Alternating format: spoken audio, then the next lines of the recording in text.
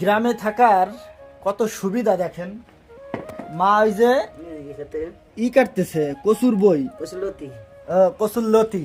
কচুর লতি চেনেন? কচু গাছের গোড়া এই যে এরকম লম্বা লম্বা হয় না, আমাদের গ্রামের ভাষায় বই বলে, আর এমনি শুদ্ধ ভাষায় লতি বলে।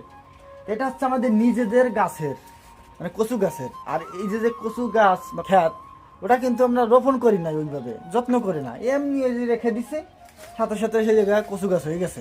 এবং সেই কচু গাছ থেকে এই যে লতি হয়েছে, এই যে মা বেছে বেছে রাখতেছে, এবং রাতের বেলা এটা দিয়ে রান্না হবে। একেবারে টাটকা দেশি লতি, এর ভিতরে কোনো সার নাই, কীটনাশক নাই, কোনো কিছু নাই।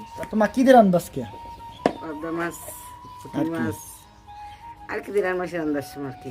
ও, পাবদা আর পুঁটি, মানে পাবদা মাছ দিয়ে এটা রান্না করলে ভালোই লাগে, খারাপ লাগে না। আর নলা মাছও বলে রয়েছে না, তুমি ছোট দিয়ে রান্না, পাবদা মাছ দিয়ে রান্না অথবা পুঁটি মাছ দেওয়া, কারণ ছোটো মাছ দিয়েই এটা খেতে বেশি ভালো লাগে। ঠিক আছে, এটাই হচ্ছে ভাই গ্রামের মজা, গ্রামের একটা সুবিধা। শহরে এই মুঠা কিনতে গেলে মিনিমাম 30 টাকা 40 টাকা। আর আমাদের এখানে আপনি যে কেউ, আমাদের গ্রামের মানুষ একটু কম কম পছন্দ করে যদিও, যে কারো গাছ থেকে ভেঙে নিয়ে এসে খেতে পারে, আর কোনো কীটনাশক ছাড়া। এটাই ভাই গ্রামের একটা সুবিধা।